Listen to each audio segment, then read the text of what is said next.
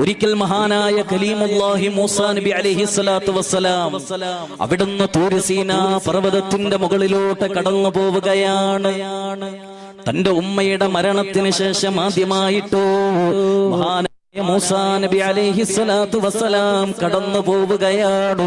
അള്ളാഹുവിന്റെ ഭാഗത്ത് നിന്ന് തൗറാത്ത് എന്ന് പറയുന്ന വേദഗ്രന്ഥം സ്വീകരിക്കാൻ അള്ളാഹുവിന്റെ സമക്ഷത്തിലോട്ട് കടന്നു ചെല്ലുമ്പോ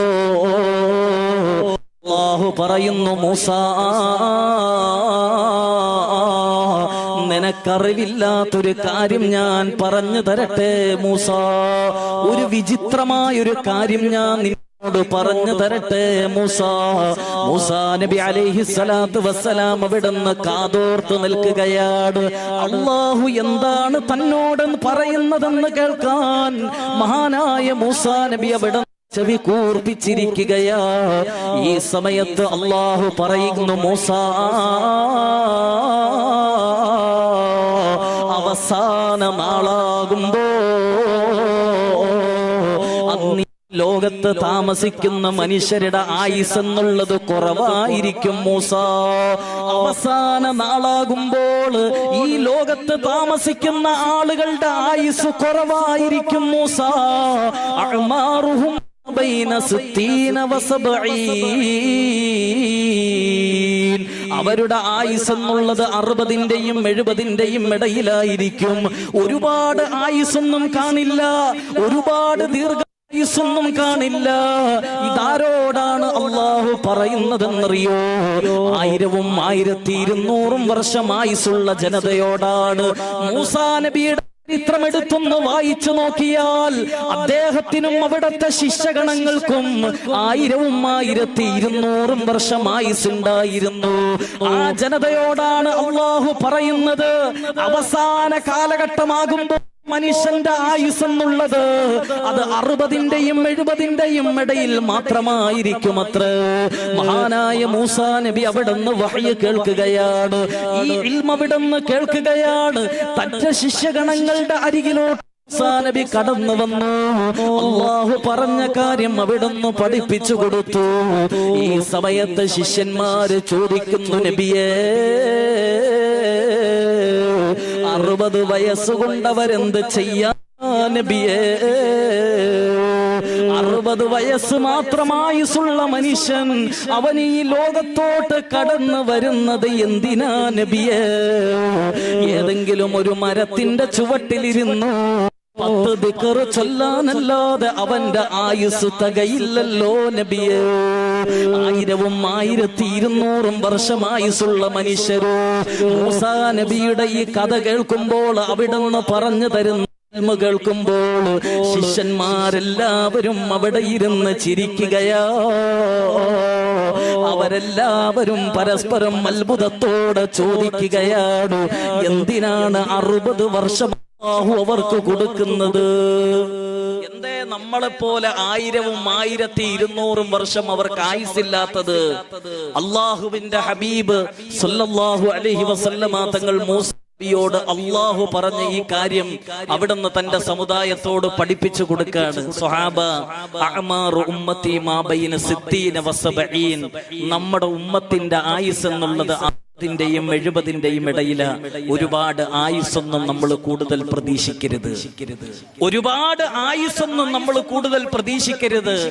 പക്ഷേ നാളെ പരലോകത്ത് അല്ലാഹുവിന്റെ മഹ്ശറയിലോട്ട് ആദ്യം കടന്നു വരുന്നത് അല്ലാഹുവിന്റെ റസൂലിന്റെ സമുദായമായിരിക്കും, ഉമ്മത്തായിരിക്കും എന്ന് നബിയുനാ റസൂലുള്ളാഹി.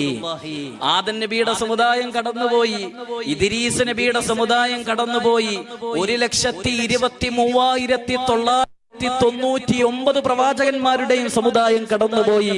പക്ഷെ അവരെക്കാളും ഒക്കെ മുമ്പ് അള്ളാഹുവിന്റെ മഹ്ശറയിലോട്ട് കടന്നു വരുന്നത് റസൂലുള്ളാഹി തങ്ങളുടെ ഉമ്മത്തായിരിക്കും. നമ്മളായിരിക്കും ആദ്യം അല്ലാഹുവിന്റെ മഹ്ശറയിലോട്ട് കടന്നു പോകുന്നത്. അല്ലാഹു തൗഫീഖ് നൽകുമാറാവട്ടെ.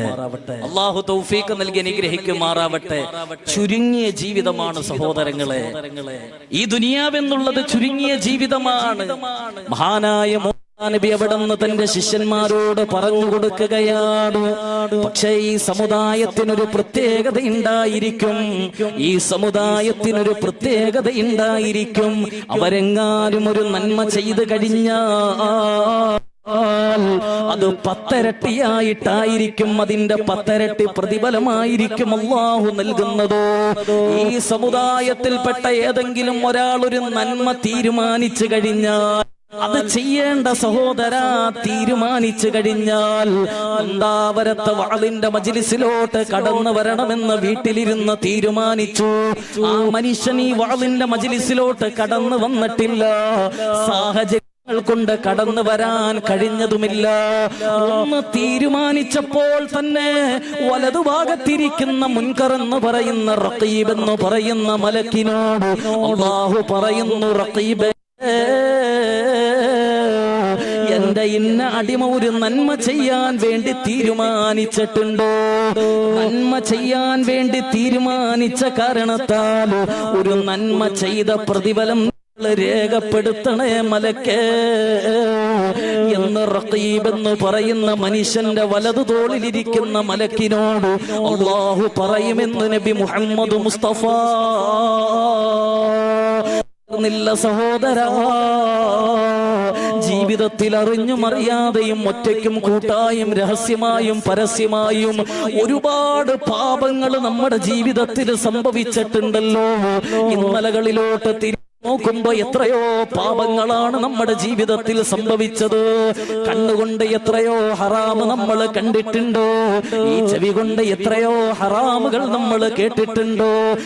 കരങ്ങൾ കൊണ്ട് എത്രയോ ഹറാമുകൾ നമ്മൾ പ്രവർത്തിച്ചിട്ടുണ്ട്. കാലുകൾ കൊണ്ട് ഹറാമിലേക്ക് നടന്നിട്ടുണ്ടോ? എന്റെ പ്രിയപ്പെട്ട മുസ്ലിമേ, അല്ലാഹുവിന്റെ റസൂല് പറഞ്ഞതെന്തെന്നറിയോ?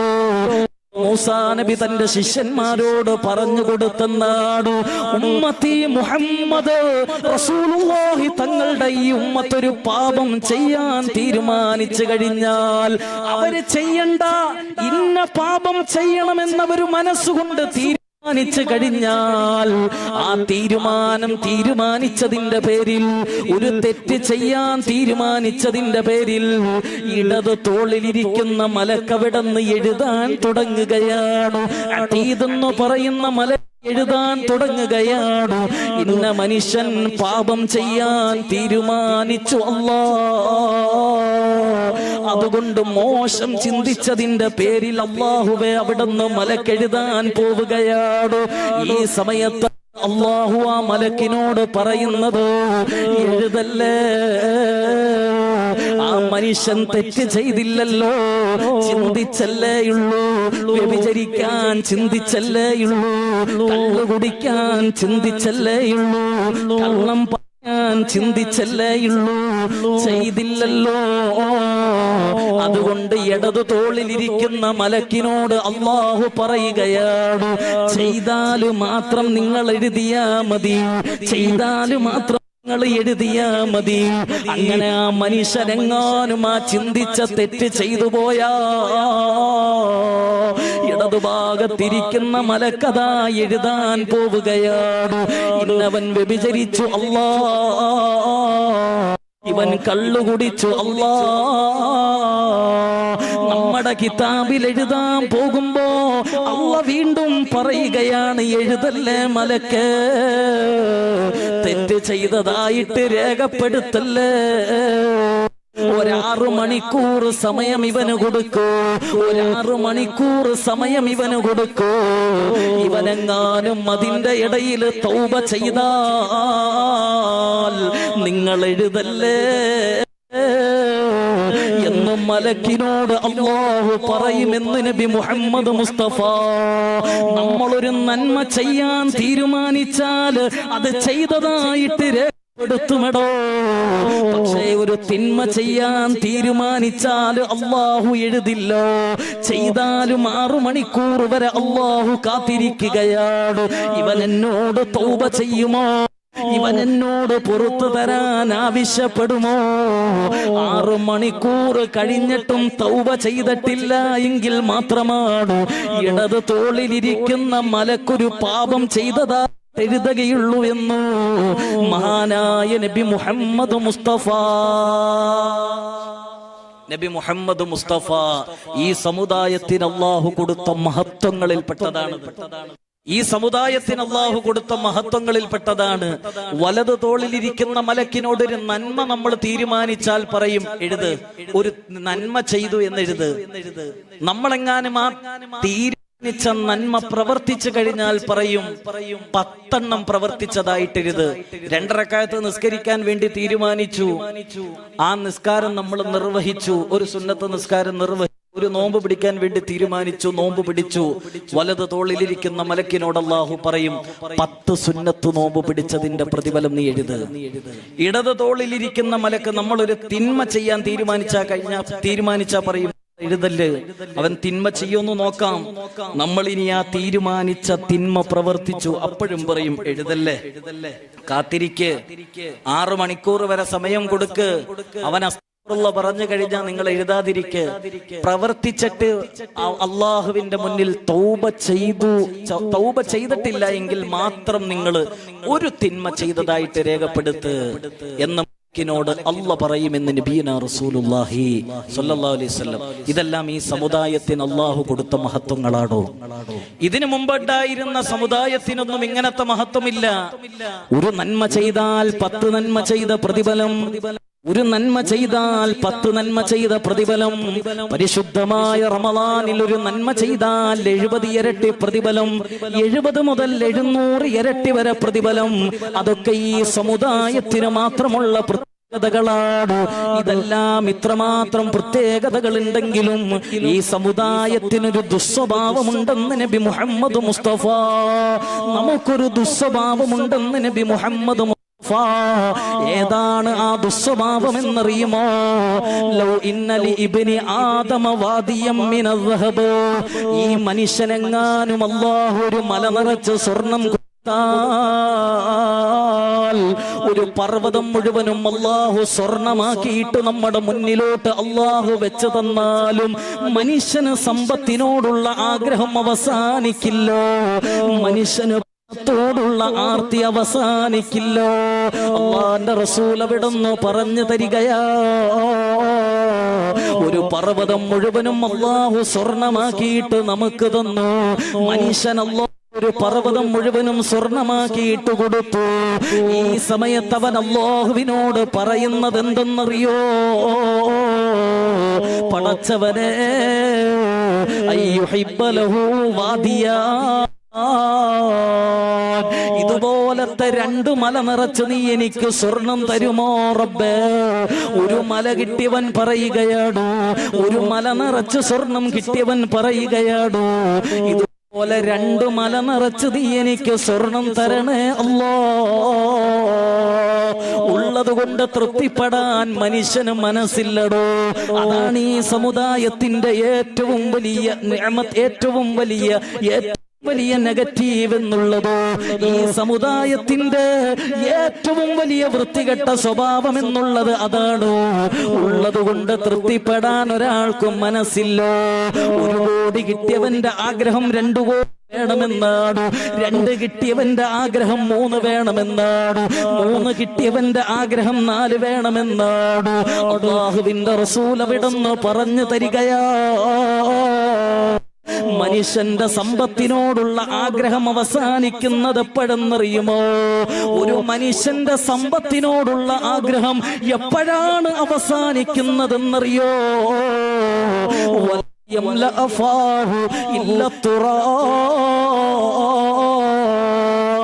നാളെ നമ്മൾ മരിച്ചു, അവന്റെ ജനാസ കൊണ്ടുവന്ന് ഖബറിലോട്ട് ഇറക്കി വെച്ചു, പലക വെച്ചിട്ട് അതിന്റെ മുകളിലോട്ട് മിൻഹാ ഖലഖനാകും വഫീഹാ നുഈദുകും വമിൻഹാ നുഖ്രിജുകും താറതൻ നുഖ്റാ. ആളുകൾ 3 പിടി മണ്ണ് വാരിയിടുമല്ലോ, മയ്യത്തിന്റെ മുകളിലോട്ട് ആളുകൾ 3 പിടി മണ്ണ് വാരിയിടുമല്ലോ. ആ മണ്ണ് വന്നിട്ട് മനുഷ്യന്റെ വായിലോട്ട് വന്ന് വീണ് വാ നിറയുന്നത് വരെയും മനുഷ്യന് സമ്പത്തിനോടുള്ള ആഗ്രഹം അവസാനിക്കില്ല.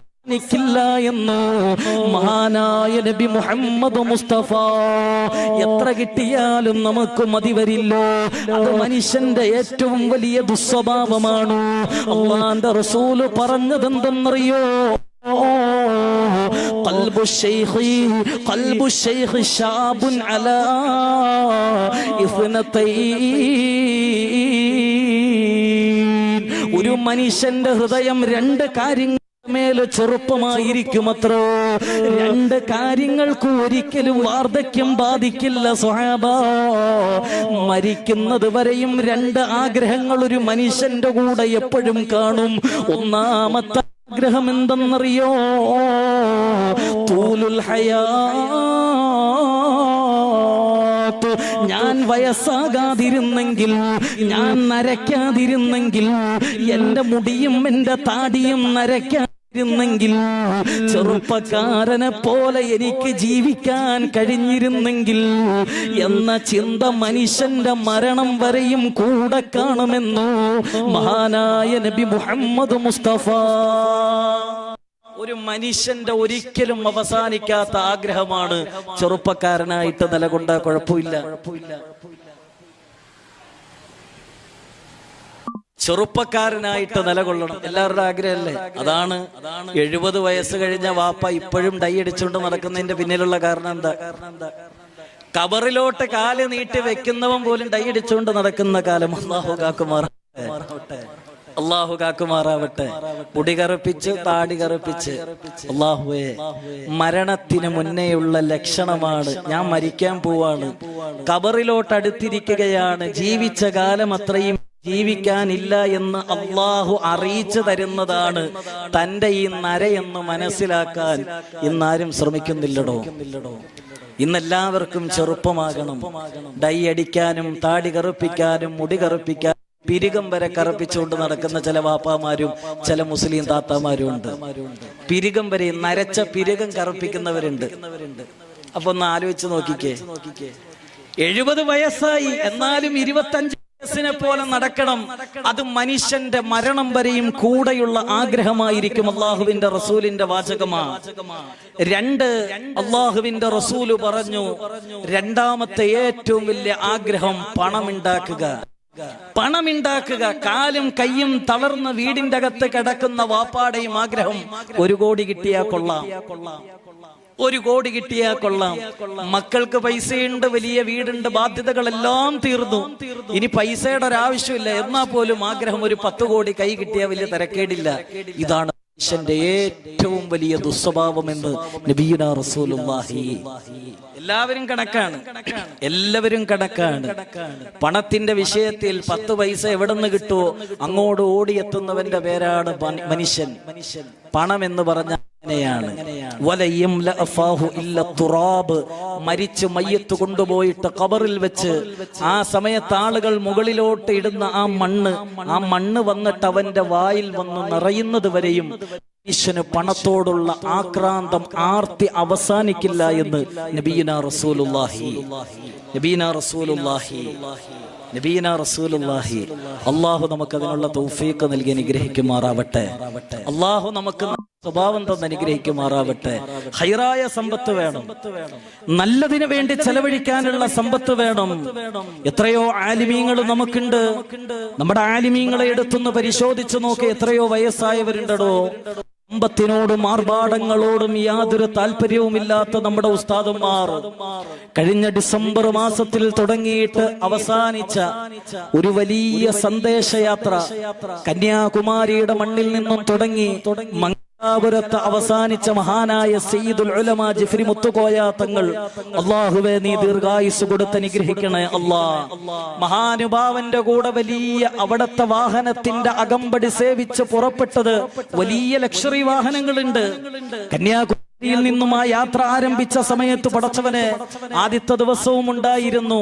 ഇടുക്കിയിൽ എന്റെ വീട്ടിലോട്ട്, എന്റെ വീടിന്റെ അടുത്ത് തങ്ങൾ വരുന്നത് വരെ ഞാൻ നോക്കിയിരുന്നു. എത്രയോ സ്ഥലങ്ങളിലുള്ള സ്വീകരണങ്ങൾ നമ്മൾ ലൈവായിട്ട് കണ്ടു. ഒരിക്കലും ഒരിക്കലെങ്കിലും തങ്ങൾ ഏതെങ്കിലും വില കൂടിയ, അവിടെ എത്രയോ വാഹനങ്ങളുണ്ട്, തങ്ങളെ കൊണ്ടുപോകാൻ മേഴ്സിഡൻസ് ബെൻസ് ഉണ്ട്, അതുപോലെ BMW കാറുണ്ട്, ഇന്ന് അവൈലബിൾ ആയിട്ടുള്ള ഏറ്റവും വലിയ ക്യാരവാൻ തരാമെന്ന് പറഞ്ഞ വലിയ മുതലാളിമാരുണ്ട്. അവരോടൊക്കെയും തങ്ങൾ പുഞ്ചിരിച്ചുകൊണ്ട് പറഞ്ഞത് വേണ്ട. 809 കിലോമീറ്റർ നീണ്ട 10-ൽ പരം ദിവസങ്ങൾ അവിടുന്ന് സഞ്ചരിച്ചു.